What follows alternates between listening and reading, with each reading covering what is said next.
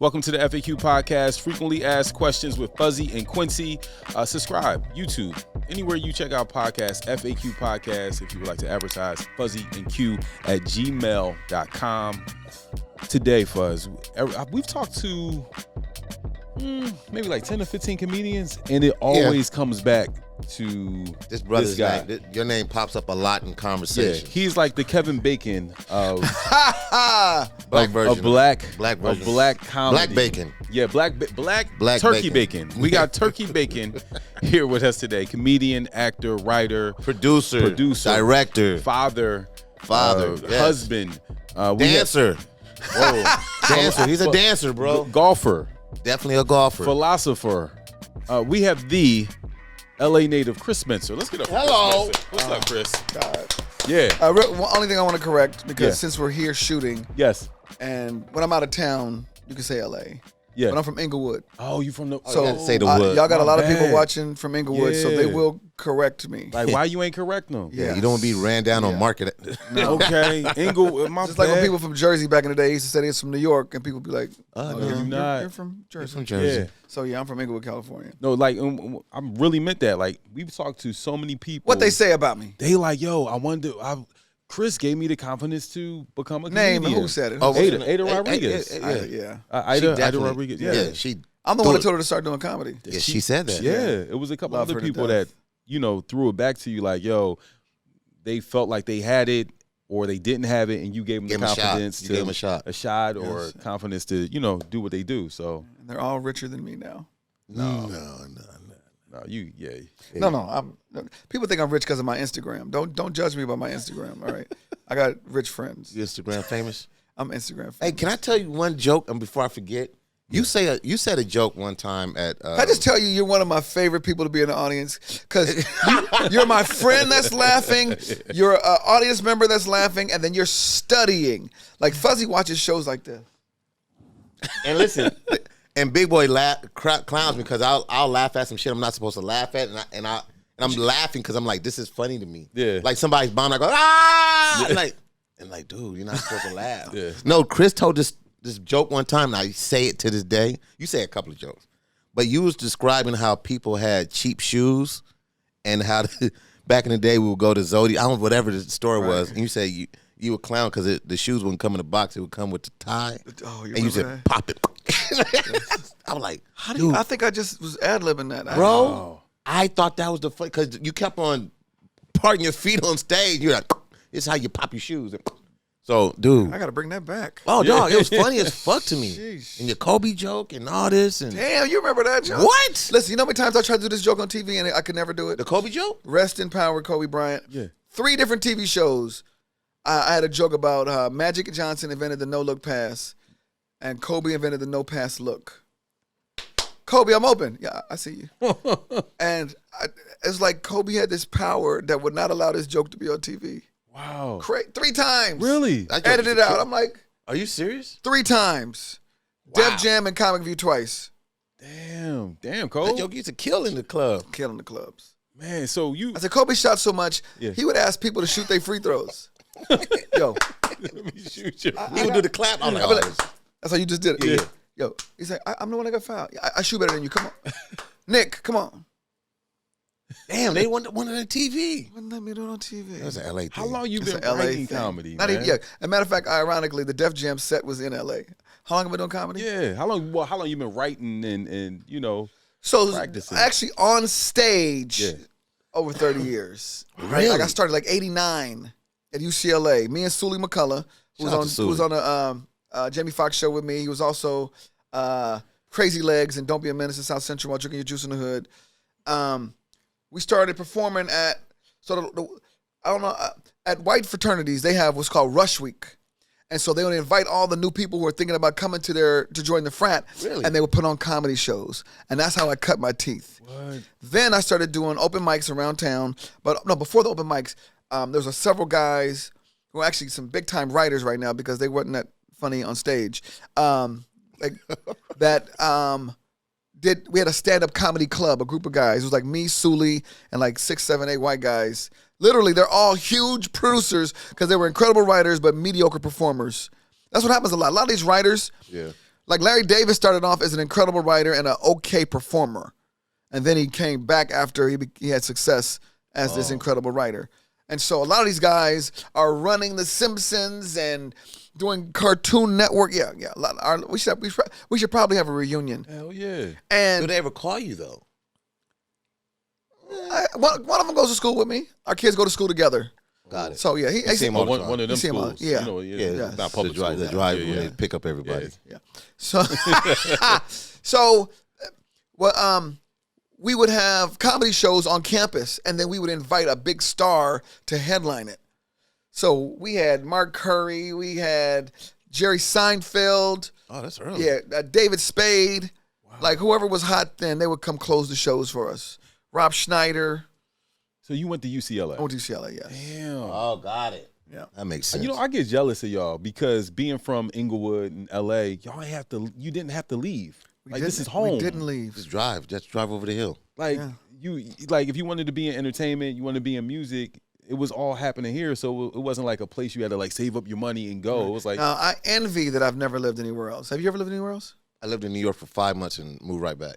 Yeah, so I've done movies where I was gone for 2 months or whatever, but I've never ever physically had mail come to a different address outside of Inglewood, Pasadena, Encino, and Sherman Oaks. wow. Yeah, he's popular. Hollywood, yeah. Yeah. I never.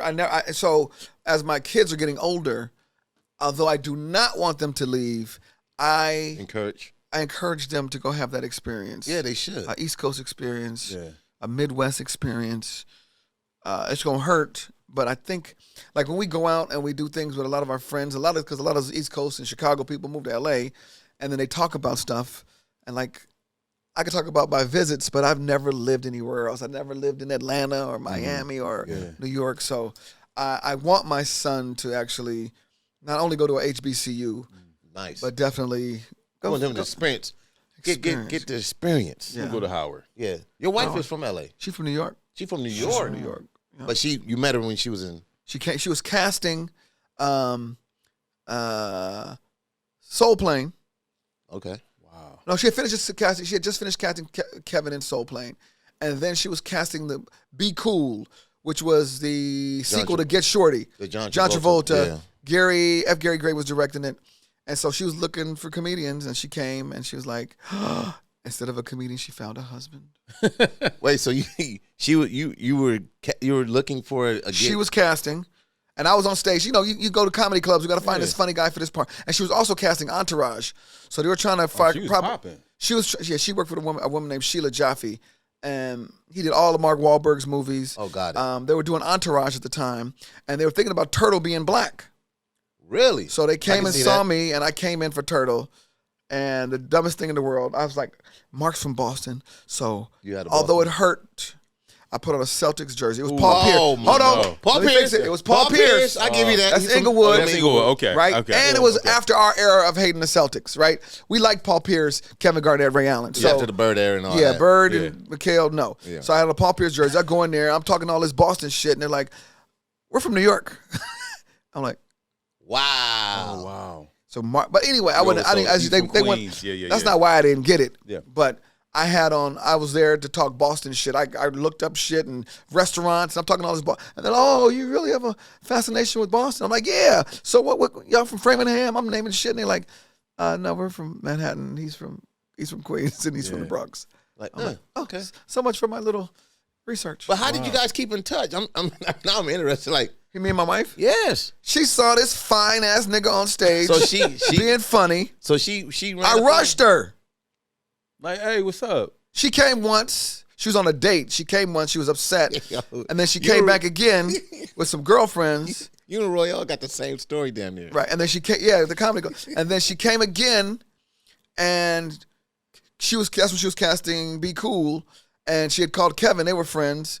And where can she see black comedians? And he was like, remember Chocolate Sundays where you came to the blah, blah, blah? And then she came there, and then it was Black love. It was love. Yeah. Yeah. I didn't want it to be Black Love. I didn't want to be. I didn't want it to be either. Because Because I had just broke up and I was ready to hit the streets. You And I don't know if you ever seen The Godfather. There's a scene where he's hiding out because he just killed the Captain McCluskey in New York, and he has to go back. He has to go to Italy to live. I love this movie by heart. I know exactly. And he sees this woman, and the security guards are with him. They're like, yo, he just got hit by the thunderbolt. And that's how I felt when I saw my wife. I was like, oh. And you just got out of a relationship. I was ready to hit these streets. Yeah. I was older. I had more game. I had a club I was running. And then all of a sudden I had to meet this motherfucker. Man. Yeah. So you knew right away. I didn't want to. Yeah. You was in denial. I tried, and I broke up with her too. I was like, we can't do this. She'll tell everybody she broke up with me. Let's just say she broke up with me. Nobody's ever broken up with me. But I've given people the ability to break up with me. Like, here. Oh, what did I do? No. So we broke up, and then I saw her again, and that's when the thunderbolt happened. I saw her again, and it was like, ooh, because first she was just cute. Yeah. And, I mean, she was beautiful. And I was like, oh, she's beautiful. And we had coffee. We didn't really do nothing.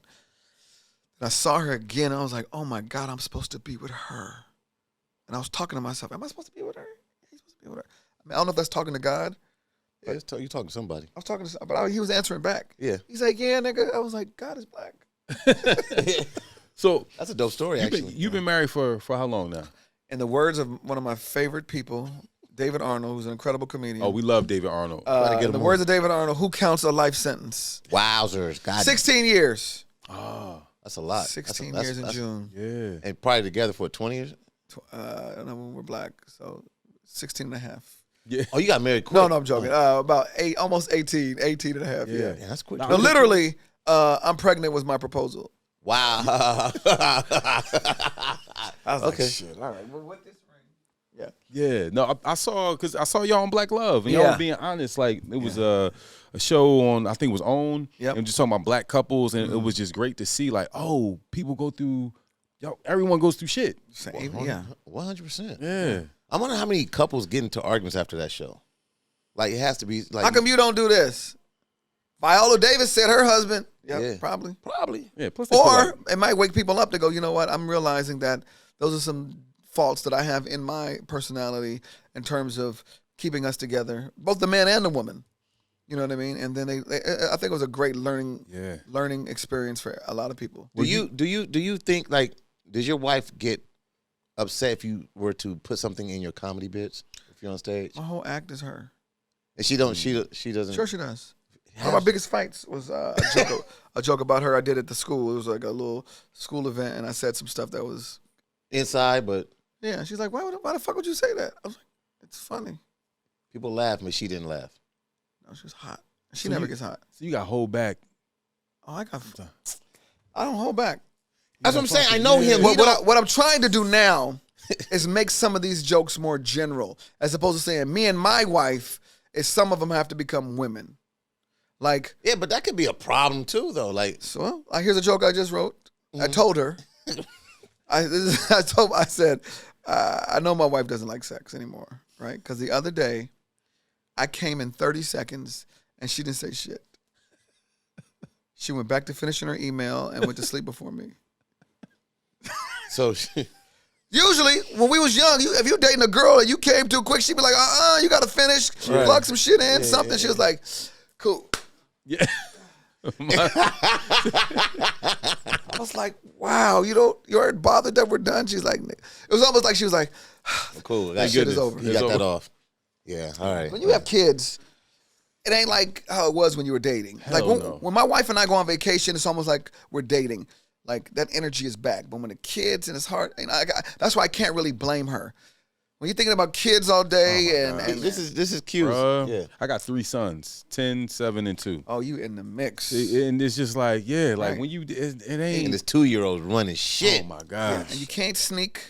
Yeah, no. Try to. Yeah. Nah, that 2-year-old gonna jump in the bed. Yeah, he not. That's gonna be the threesome you weren't expecting. Exactly. Yeah, he's sleeping in the bed. I wake up, he's in the bed. So it just, it doesn't feel like. And it's for her, it's worse. You know what I mean? Like, imagine. They need to be romanced and foreplay, and you already know we can just roll over and stick it in. They need some shit, some candles. You got the lights. Like my boy said, just his wife be like, "Nigga, you got to warm me up." A little microwave. Warm me up. Outside, turn the car on. Do something. We had to go out. It has to be an event for them. Yeah, not us. Yeah. Wait. So your kids? I see you have a daughter and a son. Yeah. We just played against Big Boy's son last week. Right. He's an athlete. Oh, yeah. Yeah, no, Big Boy's son is a problem. Jaden is a beast. Everybody keep talking about Bryce. But I haven't seen Big Son play in person. But I heard he's a problem. He was a problem. We used to play up against him in flag football, too. I'm like, every time I see the highlights, I'm like, who? Yes. Well, this is my nephew. But you're both of the kids are in basketball, right? Yes. Daughter's a freshman. Both of them on varsity at a school out here. A school. Yeah. Let me say a school, ain't nobody gonna look for them. No, because they play at Lock. That's damn right. Jordan Downs. Yes. No. But so they're heavy into basketball. Heavy. And I saw, was it your son or daughter slamming something? I'm like, damn, they really, because you'll be in the backyard playing with them. I'm like, oh no. But were you that parent because you had the access? Were you like, all right, you putting money into it early? Just had this conversation yesterday. So my wife tried to tell me that he doesn't want to play college ball. I said, everybody wants to play college ball. 100%. Everybody. I don't give a fuck if it's at Trade Tech. Like, if they give me a scholarship, I'm going. So we're having this conversation. I said, listen, let's just clear up some things. Do you want to play college ball? He goes, well, I don't want this is her talking. I don't want I don't want basketball to determine what school I go to. I said, okay, that's good. But I'm not going to be putting all this money into training and private coaches if you just want to be cool. Like, I'm trying to make you great. So even if, let's say, not the best school, Loyola Marymount, Pepperdine, still great D1s. Even if it's Morehouse and FAMU want to give you a full ride. Yeah, those are great college experiences. Like, why not? You know what I mean? Why not help me not have to pay for fucking college? You know what I mean? Because you've already invested money. They've been going to private schools since development, not kindergarten, and then there's developmental kindergarten. Yeah, they've been going before that, nursery school. They've always gone to private schools. No public school. By the time it's over, they owe me $1.7 million. They don't know nothing about the public school cheese pizza or nothing that we eat. Chocolate milk only on Fridays. Nothing. I used to go from public school to private school when I was younger. Really? And because my mom would go, let's go try. And we'd be there, and we'd always end up back in Inglewood at the school we wanted to go to, where all our friends went to school. At Inglewood. Well, Inglewood's popping, though. Yeah. Morningside. Oh, you went to Morningside? I went to Woodworth, Monroe, and Morningside. But in between, there was an Inglewood Christian, and then there was a Maria Regina and Gardena. And so... Oh, you real L.A.? I'm so L.A. He's so L.A. I'm L.A. That's why I say when he be dancing, he be on his L.A. shit. Like, he'll take it back. He'll throw in some, like, L.A. signature joints, and he just be over there. Yeah, I'm not a dancer. But did you used to get down in high school? No. I would look at people like Alex Thomas and them and be like, oh, these dudes are fantastic. So you grew up with Alex Thomas? No, I met him after. Okay. I met him when I was in college, and he was coming up to college. I thought he went there. This nigga had a backpack and everything. Really? He was sleeping with all the girls in the dorms. Alex, hilarious. But I would see him dance, and as you guys know, Alex used to dance on Soul Train. Yes. So Alex could really do. So I remember him, Oliver, who was in Madonna. Yeah. All those dudes, the Gents, and all those. Were you in a dance clique too? Hell no, I couldn't dance. Hell no. They had big dance cliques, and I was like a little older than those guys. Yeah.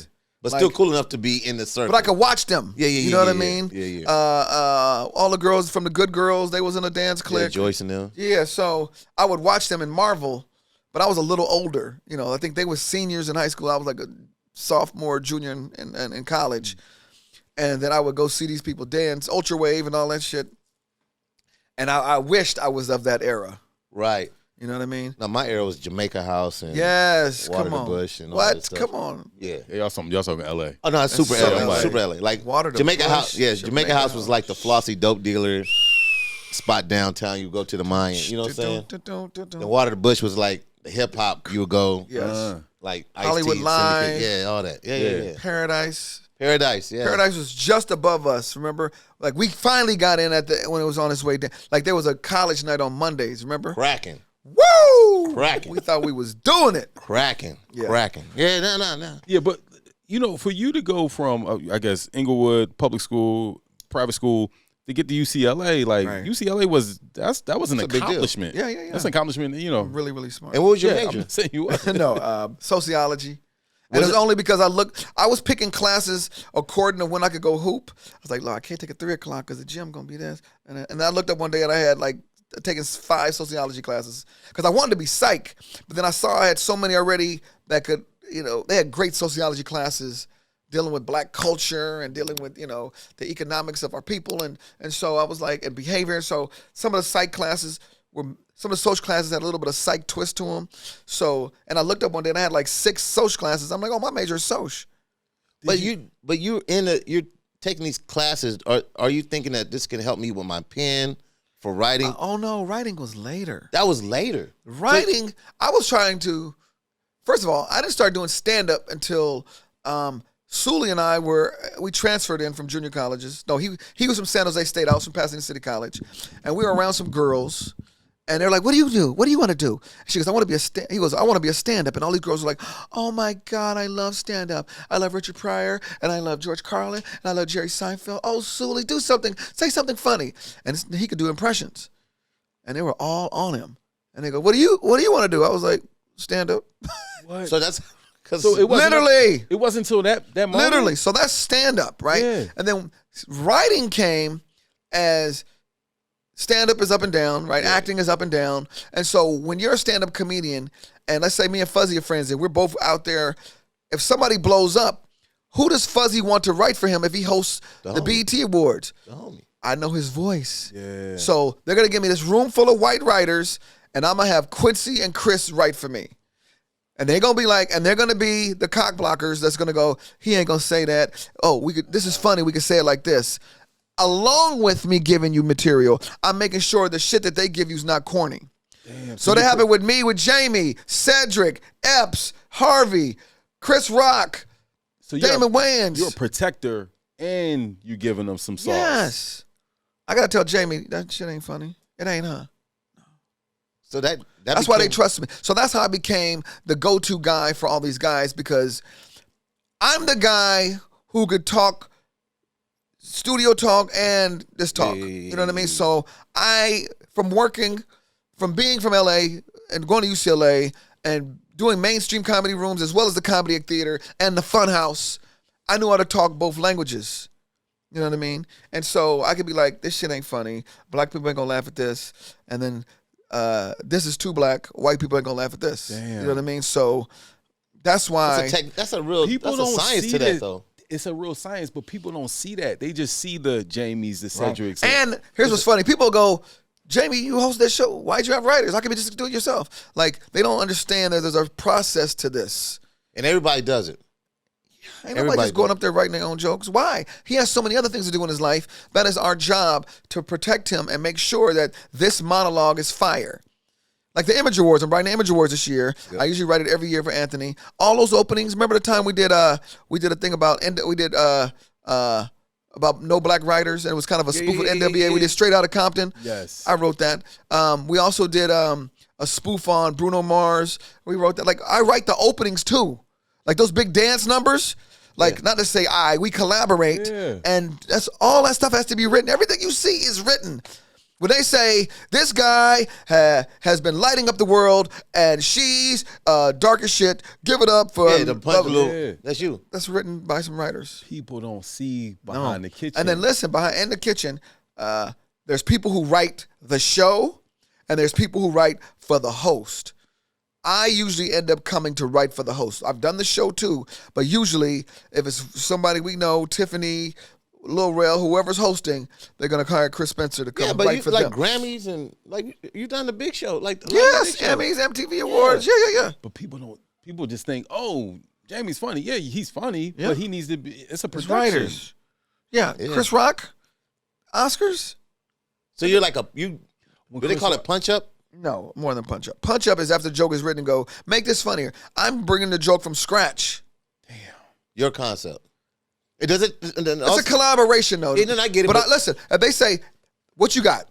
You're going to read 10 or 15 jokes that day, and we're going to help you make those better. What you got? I got this. And then we're going to jump and gangbang each other's jokes to make this the fucking... Our goal is to make Fuzzy win. There's no egos. Right. Now, me being a performer, I'm like, fuck, I should be hosting this. But that's inside and nobody knows. So, yeah, that was the thing, right? Because you saw him jump up on the Dave Chappelle thing. Oh, yeah. Where? When we were at the... What was it? At the Belly Room. Yeah. Remember you got up and started. They called. I was chilling. They go, yo, we need to warm the audience up. He was just chill. I'm never gonna say no. Yeah, he wasn't like supposed to perform. He just jumped up and started doing shit. That happens every Dave Chappelle show. Radio City Music Hall. I came to visit. You like? Sure did. You want to go up? I was like, yes. Wow. So it's almost like a music producer who can rap, right? It's like, what do you say for yourself, or what do you battle? Is it an internal battle for you? Like, sure, man, absolutely. It has to, especially when these are my peers. We came up together, and then some of them were after me.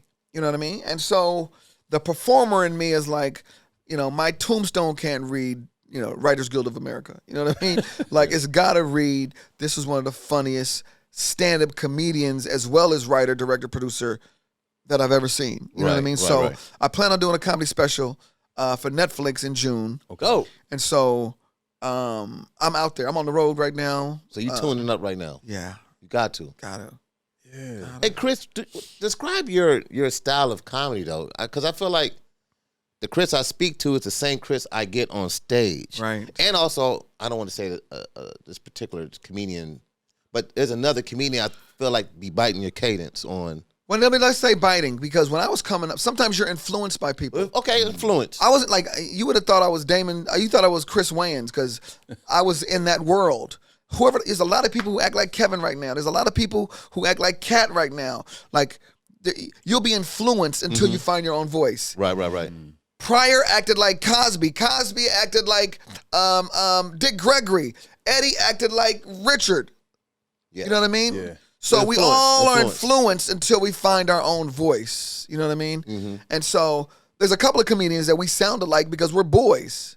You know what I mean? Okay. And so sometimes you'll get rid of it, and sometimes like there's a lot of comedians right now that sound alike, and it bothers me.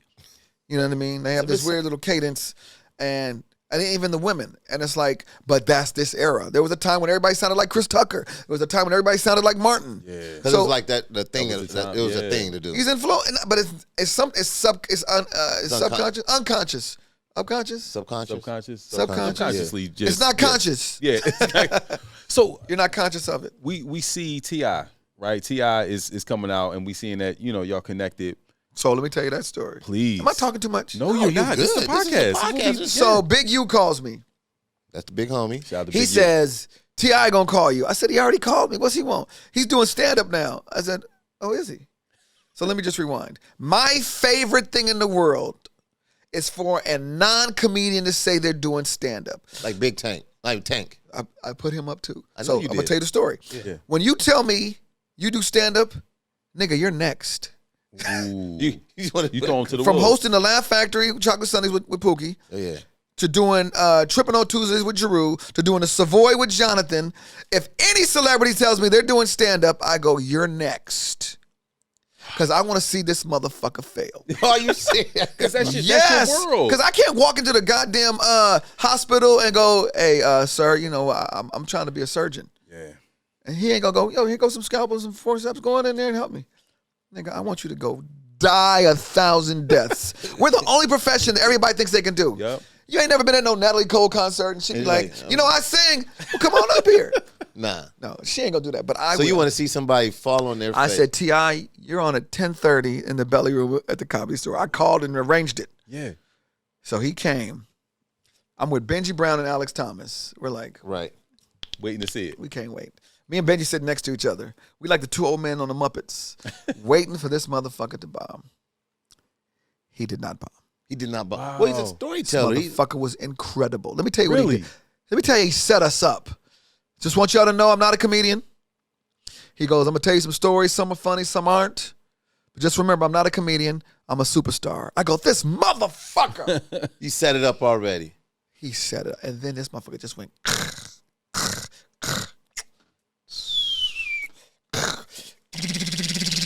Are you serious? He was fucking fantastic. Really? How many times have you And then seen listen, here's what's funny. So as we're walking in together. I said, he's telling me, we said, what's up with D-Ray's Mondays and Chocolate Sundays? I go, you're not ready for that. Listen, just come up here Yeah. Do your little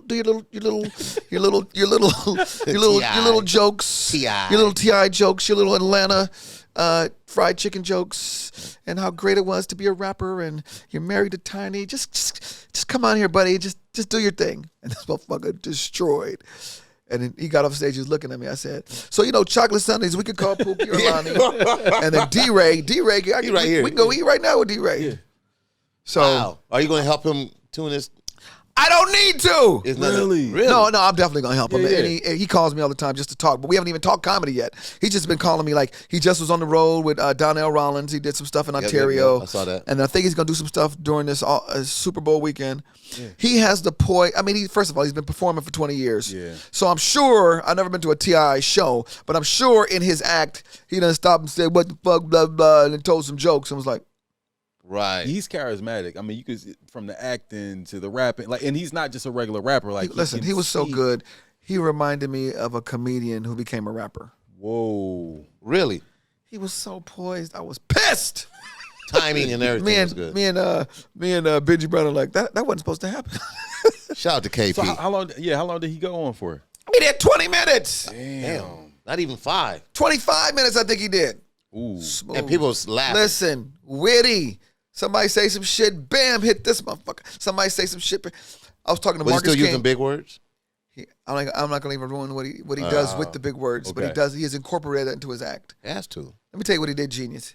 I was telling me and Marcus King were talking about, because he had seen him in Oakland and I saw him, here at the Comedy Store. And Marcus King said, let me tell you what this motherfucker did. He said he walked in the room and he was like, all right, as I'm looking around at all these women, I just want you to know, none of you bitches is coming home with me and Tiny. Hilarious. I was like, hilarious. God. Okay. Hilarious. He's self-aware. He's well aware. Yeah. He knows his instrument. Yeah. Who's your top 3 comedians? That's so hard. Is it? You got to pick an era. Well, let's see right now. That are out there in the market. That's active. No, now see, then we got to do this. Are we talking about superstars? Who's yours? Yeah, like, just you. Who are you? Like, who do you Am like? I included? You can include yourself. No. Okay, good. People that He can include himself. No, because then that's only 2. That's 2. Yeah, just give us 3. Other than yourself, 3 that you like. I like going to this show. I'm going to see something different every time I see this person. It's hard for me because they're my peers. I know they're your peers. Because the easy is the Chris Rock, Dave Chappelle, Kevin Hart, right? Okay.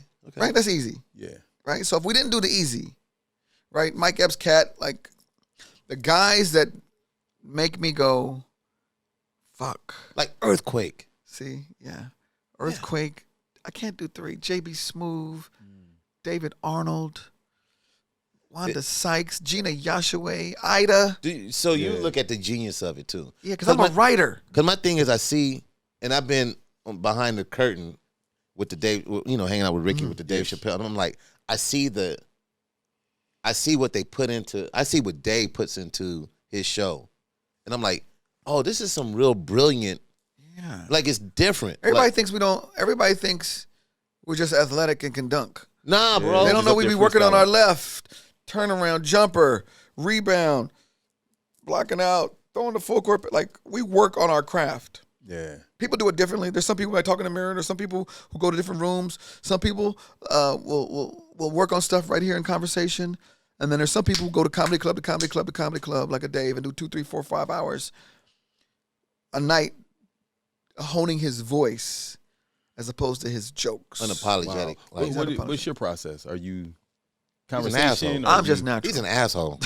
But how are you working? How are you working? No, you call me an asshole. You're an asshole. You be saying some witty, funny, like who's? No, I can't say you're not an asshole. You're funny. You just have a sarcasm. No, but I've heard me being an asshole before. Yeah, it's sarcasm though. It's the you say your delivery and it'll be like, you say something like that. I'm like, oh shit, did y'all catch that? It's subtle. It's subtle, and I like that shit because it's like I like laughing at subliminal shit, and a lot of times you be throwing that in. And it's your delivery, and that's why I tell you, Fuzzy be watching me like this, like. Oh no, he'll go to the corner and look at somebody like.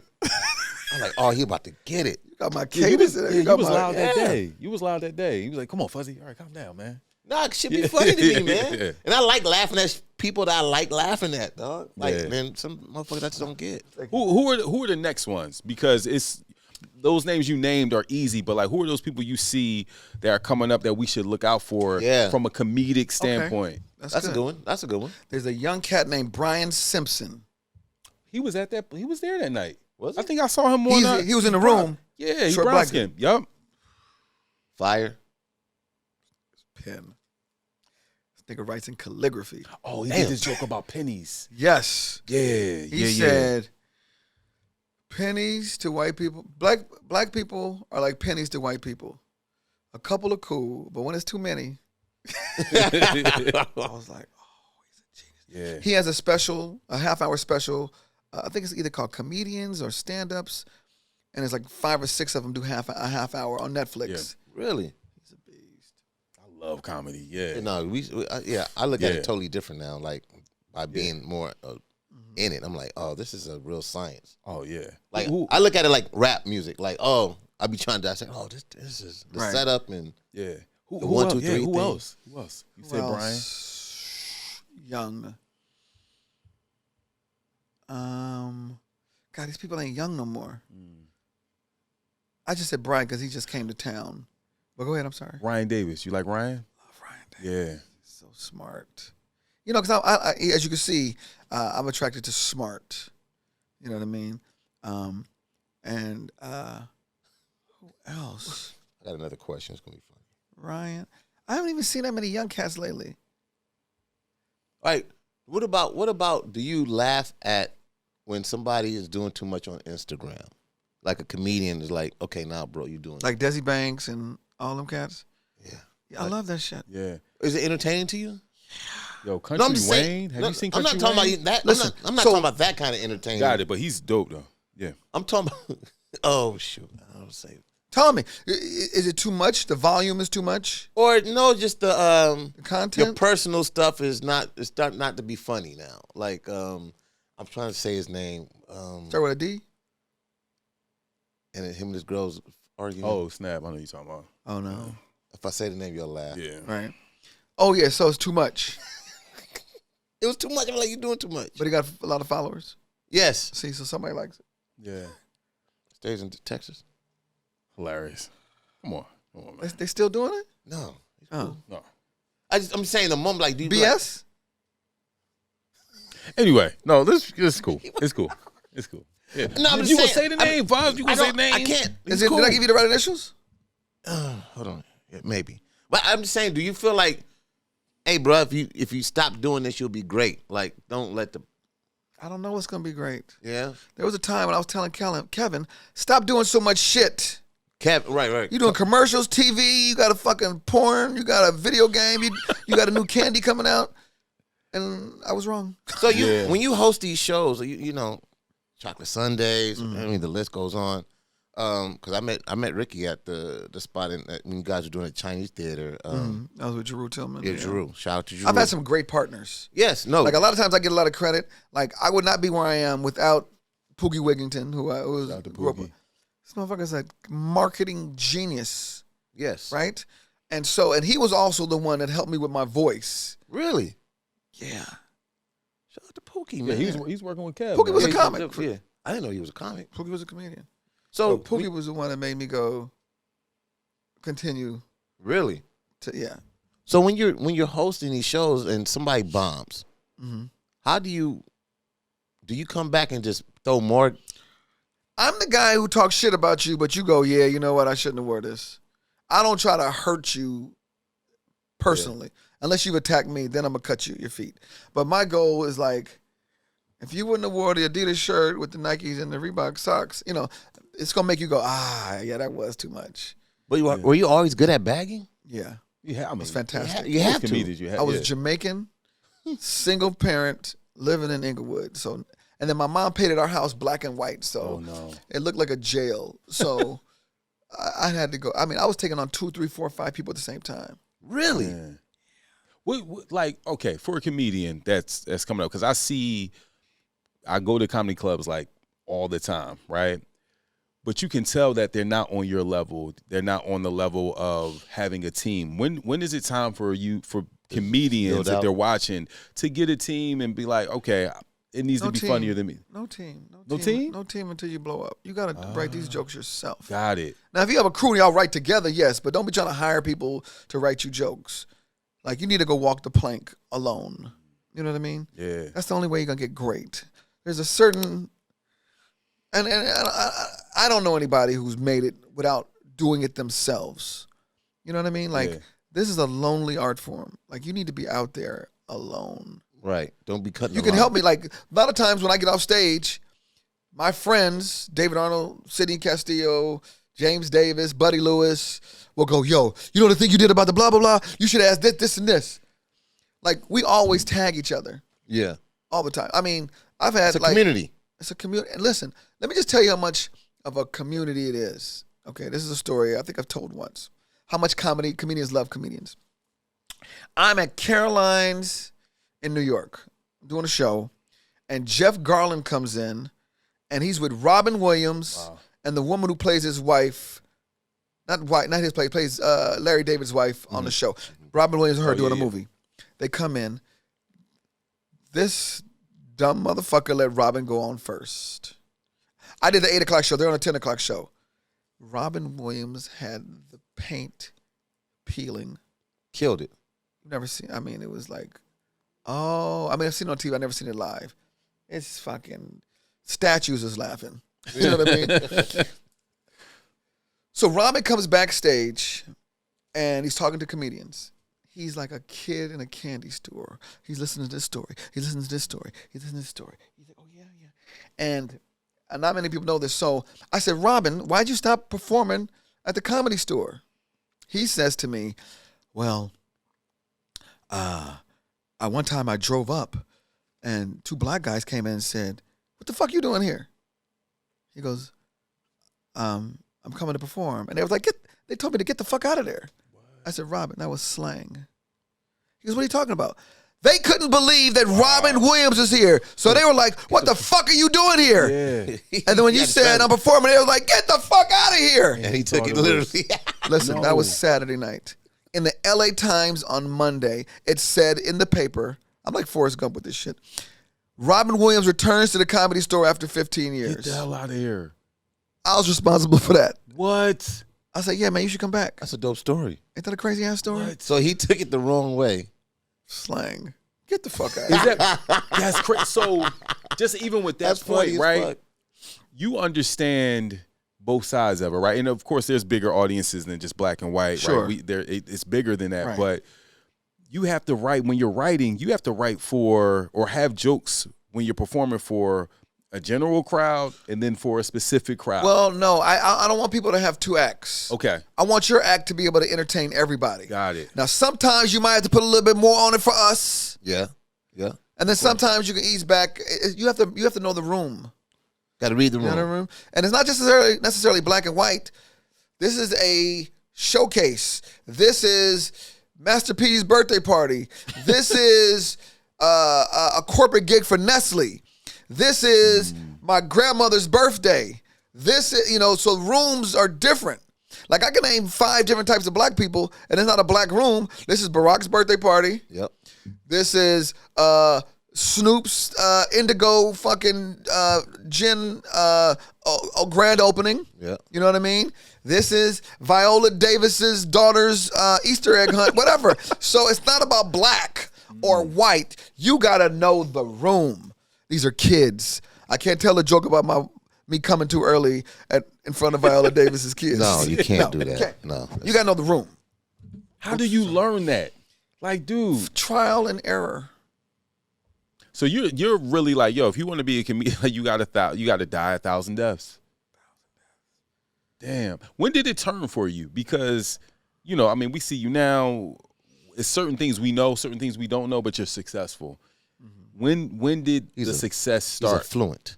Yeah, golf and. I've been up and down. You know what I mean? Like, I'm successful, but I'm not done. You know what I mean? I think when I found my voice is when I started hosting my own room.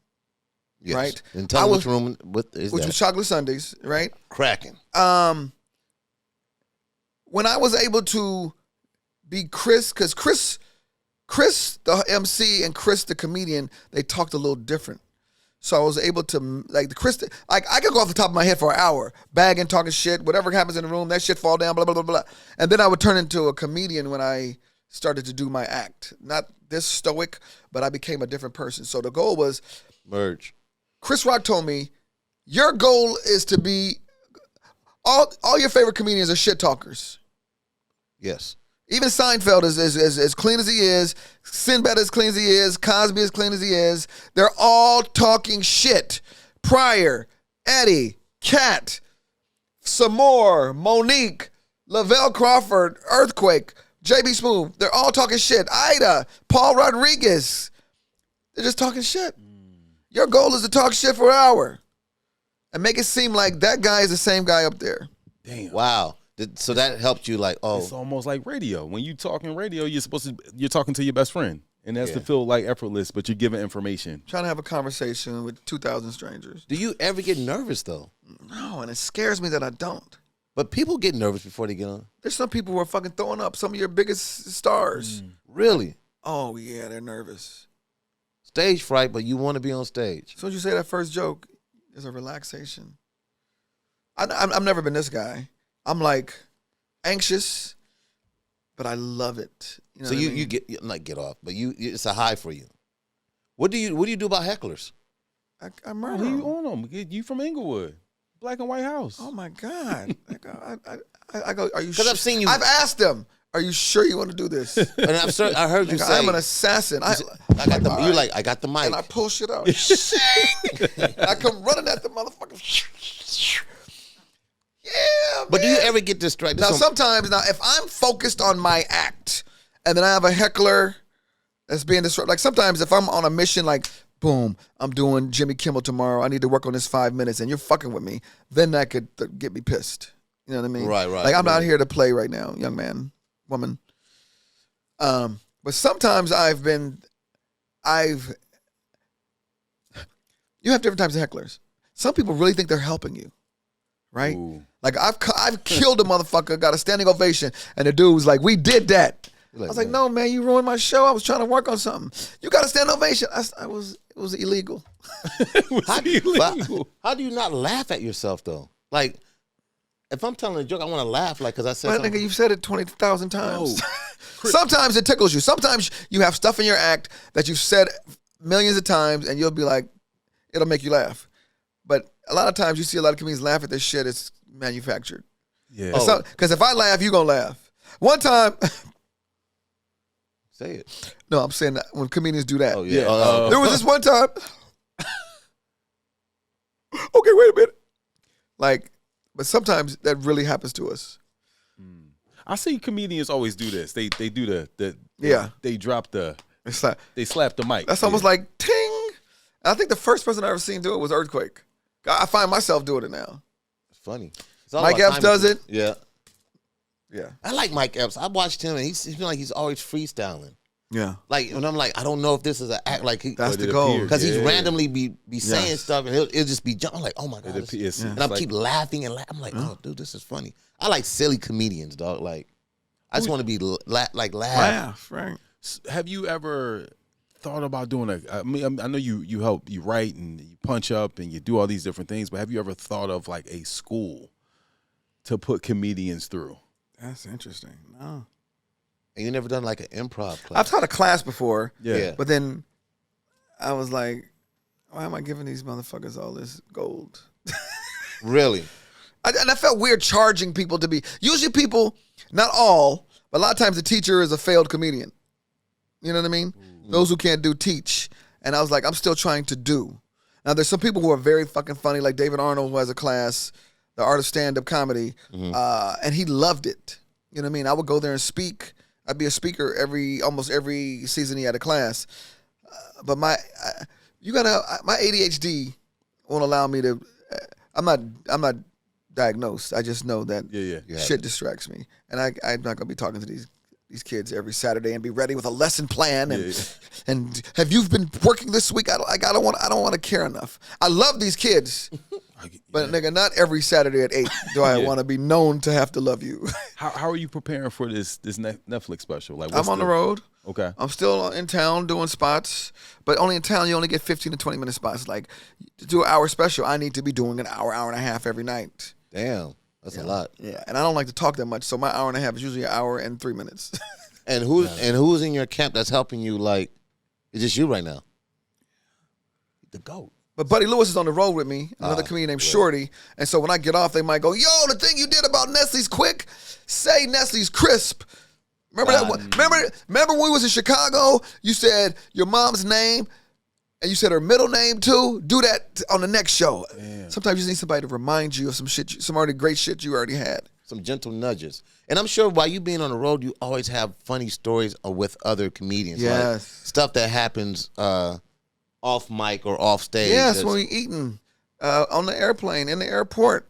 You want to be around funny people, especially now. Like when you're younger, it's cool to go on the road by yourself because you try to get some ass, right? Yeah. You're in the mall. Hi, my name is, Billy Kincaid, and here's my flyer. I'm at the How many of you ladies like to go to the show? You're a comedian? Yeah, not when you're my age now. Like, I just want to play golf and do the show. But like, it's another thing I always tell Ricky. You said something about what's my brother's name that always wearing the dashiki now? Michael Blackson. No. The dude that be on the political dude. He said he's always wearing. Oh, you talking about Dr. Umar? No, Brother Umar. You killed him at the Def Jam thing. He's a comedian? No, he's not a comedian. He's always on TV. The short black. Oh, Roland Martin. Hilarious. Yo, you said a joke because he was in the audience. Yes. So, let me say what I said. Please. So, Boris Kojo, Idris Elba, Anthony Anderson, A.J. Johnson all took this pilgrimage to Ghana. Remember right? all the blacks was going there? It's beautiful. And I said, there's one person who liked it way more than any of you. And I pointed. And Roland Martin had on the whole African garb. Yeah. He still be wearing. No, he still I said, he plays golf in it. He was killing him in the audience. He has kente cloth polo shirts. Bro. Shout out to Roland, but the thing what That's I liked about boy, we kill each other. But what I like if he walked in right now, he'd be like, "What kind of shoes?" I mean, he hits me like I'm like, you ever have somebody that's always wants the bag? Yeah, like come on. It's like I don't. I think it was funny for me because when he said it, I knew when everybody did it. Right. Then you pointed to Roland Martin, and he had the fit on. I'm like, I did see him start wearing these more often. He been on it, and he got his own network now. So I said he threw all his clothes away, his regular clothes away. Yeah. I said he has double-breasted African print suits. Yeah. Shout out to Roland. That's my boy. Are you doing any other TV projects? So many. Yeah. I'm out pitching. Yeah. I'm constantly writing, constantly pitching. I directed my first movie. Which one? So it's kind of a cross between Magic Mike and the Full Monty. It's about these black strippers, for lack of a better word, males dance review that get back together after 30 years. Like what was the title I originally had spot back in LA that was cracking. We're not supposed to know. Yeah. So there was a gangster one called Crippendales. I don't know if you went to that one. So it was gonna be called My Magic Johnson. Hilarious. But being respectful, I called Magic and said, "Is it cool?" And he was like, "No, it ain't cool." My Magic Johnson. That's because it's about a kid who's got. So the band, the guys have broken up. They're older now. They're working, doing regular jobs. They have kids, and this one kid at a talent show at a strip club that's not a strip club anymore. He does this trick and it burns up his clothes, and we see that he has a Magic Johnson. Hilarious. And so Wesley Snipes is in the audience and is like, "We're back in business." And so Wesley Snipes, and then. This is why I can't name my favorite comedians because 4 of them are in my movie. 5, 6. Kevin's in it. Tiffany, JB Smoove, Gary Owen, Bill Bellamy, Faison. You already shot it? Shot it. What? When's it coming out? June-ish, July. What? Shot to Faison. Is it? Man. We doing Netflix? We doing Hulu? We going straight? So they want a theatrical release. Okay. I'm thinking we should go streaming. I'm like, if The Matrix is streaming, we should be streaming. Yeah. You know what I mean? Like, I feel you. people don't really want to go to the theater unless you're in We're still going to be in a pandemic. Like, come on. Yeah, let's just stream it, get this money and go. But there's something about watching a movie like this. Yeah. I mean, we'll have a premiere of some sort. Of course. But there's some of the powers that be want a theatrical release. So what's the name of it? It's called now Back on the Strip. Back on. Okay. So they're back on their stripping, and then it's also takes place in Las Vegas, the Las Vegas Strip. Wow. So you get that. What was that movie that was like the Hangover kind of vibe? Anything can happen. That's dope. Congrats. Thank you, man. That's what you call an elevator pitch. Yes. But it's already shot. When did you guys shoot it? I was shooting that and Real Husbands almost at the same time. So I was flying back from Vegas to L.A. Oh, and I called you one time. You were in Vegas. Yes. You're right. Yeah. Because I tried to get him. He was like, I'm in Vegas. That's what it was. Yeah. Good golf out there too. Have you It's played? too hot. You played at the Wynn? You haven't played at the Wynn yet? Of course I played the Win. Yeah. It's too expensive, though. You got it. I don't want to give it to them. I get it. I ain't that good. Well, listen, man. How often do you get out and golf? Every day that ends in Y is my goal. I love it. Yeah, between you and a lot of love people golf. encourage me I'm to leaving go the golf driving like- range. Then I had to take my daughter to school right before I came here. Matter of fact, depending on when this comes out, Anthony Anderson and I, we do this thing for ESPN2 and the Armed Forces. Last year was our first time at Turnberry in Florida. It was me and Anthony versus Lisa Leslie and Alonzo Mourning, and for charity. And so we played against each other. So now it's Super Bowl, and so we're going to get some football players. So it's me and Anthony, since we're the returning champions. Me and Anthony Anderson versus Jerry Rice and either Willie Gault or Jerome Bettis. What's your handicap? I'm like a 9. He's good. Oh, he's good. But here's the thing, my friends are better. That's the problem. How's Alex? Alex is about a 13. Wow. Anthony's about a 13. Don Cheadle's about a 7. Whoa. Flex is like a 4 or a 5. Buddy Lewis is single digits. Some players. That's just get out there and talk shit, huh? But you playing really. you working on your game. We talk shit about other things, but you don't fuck with somebody while you play golf. Like as soon as you get on tee box, everybody shuts up. Like it's a respectful gentleman's game. I need to get back in it. You have to, and that's my. I'm play like, what's your handicap? Nah, I'm not even going to talk. I've only been playing for 2 years. Okay, but like I'm addicted to playing, and I live on the East Coast, so I don't have the real. Like you can play all year round. Out here? Because we were shooting. We could started. You still live in Philly? Yeah, man. Yeah. I don't. Yeah. I'm trying to get him to come to LA. I got 3 kids. Bring them. Yeah, but it's 3. It's 3. 3. And bring 2. Bring 2. Lead and a wife. Lead a baby and a wife. Yeah. Just bring 2. Yeah. So I want to be able to play. My goal is to be able to play every day, all year round. And you ain't gonna do it in Philly. You ain't gonna do right unless you playing. At freezing snow country golf in the States. I hate it. Damn. Yeah. You figure it out. Shit. Well, thank you, man. Thank you for stopping by. Like Come on, man, I had to. You are I'm telling you, you are the architect of black comedy. Architect. No, I'm gonna tell you why. Because if you were to pass away, people will say all these nice things about you. Oh, Chris. So funny you said that, and you almost made me cry right now. Yeah. Neil Brennan, who helped create the Chappelle Show, he called me after Bob Saget died. He's like, you know what I was thinking? Like, everybody is so sad about Bob Saget because everybody loved Bob Saget. Who else would everybody be this sad about? And he said, Chris Spencer. He thought of you. Like, I cried like the Indian on the freeway with the garbage. I was like, it's the truth, man. Like, people love you. I've never heard anybody say anything sideways about you. Talk to my wife. Yeah, yeah. She got some things. You gotta watch Black Love. Some haters. Yeah. Watch Black Love. Yeah, how do you stay focused when there's boobs and cleavage in the audience? Because listen, and Dave, I stole this from David Arnold. There's some things that be walking in. I can play the tape all the way through. If I F her, A, she's gonna want to talk after. Yep.